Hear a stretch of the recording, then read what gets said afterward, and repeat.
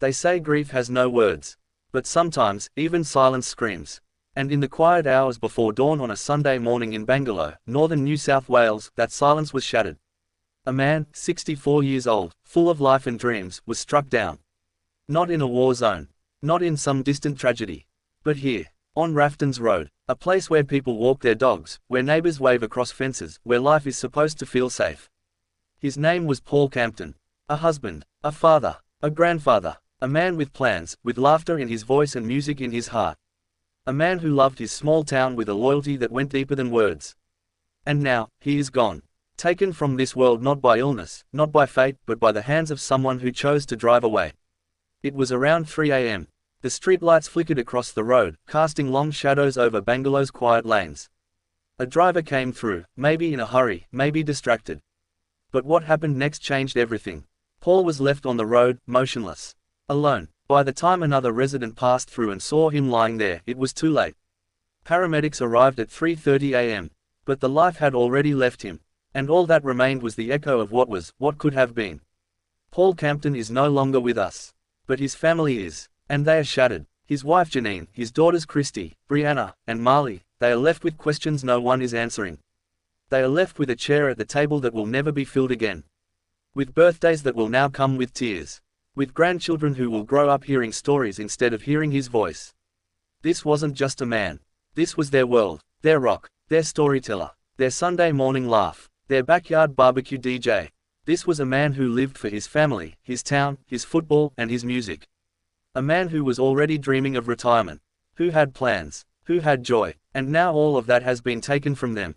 In a video released by New South Wales Police, his daughters looked straight into the camera, not as accusers, not with anger, but with pain that words barely captured.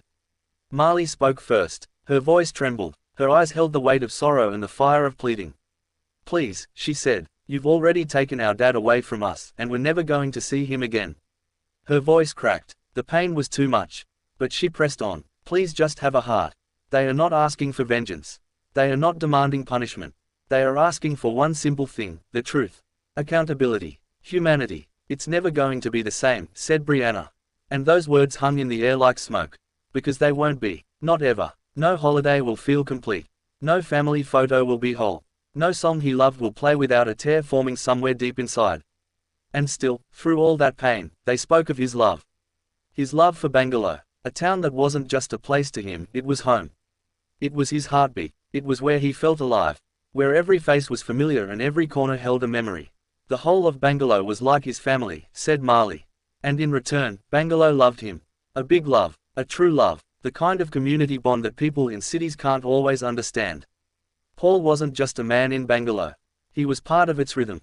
Part of its soul. And now, the town feels emptier. Quieter. Sadder. His absence isn't just felt in his home. It's felt on the football field, at the corner cafe, down the road where he'd wave to strangers who never stayed strangers long. That's the kind of man he was. Janine, his wife, his partner in life, spoke as well. Her voice carried the weight of decades of love and the unbearable burden of future plans now forever erased. "We had so many plans. For the future," she said. "Plans that have been taken from us." She didn't cry out. She didn't scream. Her words were soft. But inside them lived a storm. A storm of pain. A storm of confusion. A storm of grief. "We have questions that are torturing us," she said. Questions that remain unanswered. Questions that echo louder with every day that the driver does not come forward.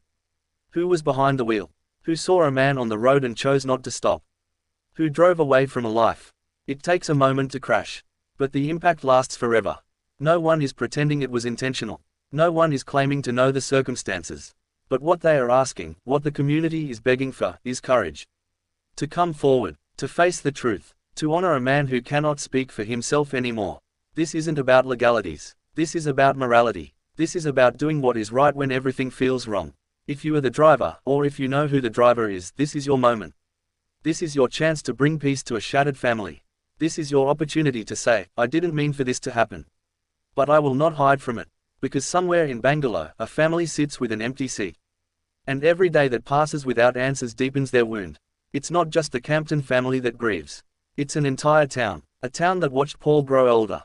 A town that knew his smile, his kindness, his voice.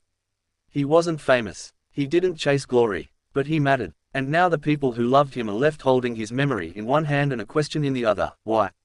Why didn't they stop? Why hasn't anyone come forward? Why does justice still feel so far away? This is more than an accident. It is a test of conscience, of compassion, of courage. If you're out there and you know something, this is your call. Not from police, not from a judge, but from a daughter whose voice is breaking. From a wife who wakes up to silence. From a grandchild who will never hear his laughter again. Paul Campton lived a good life.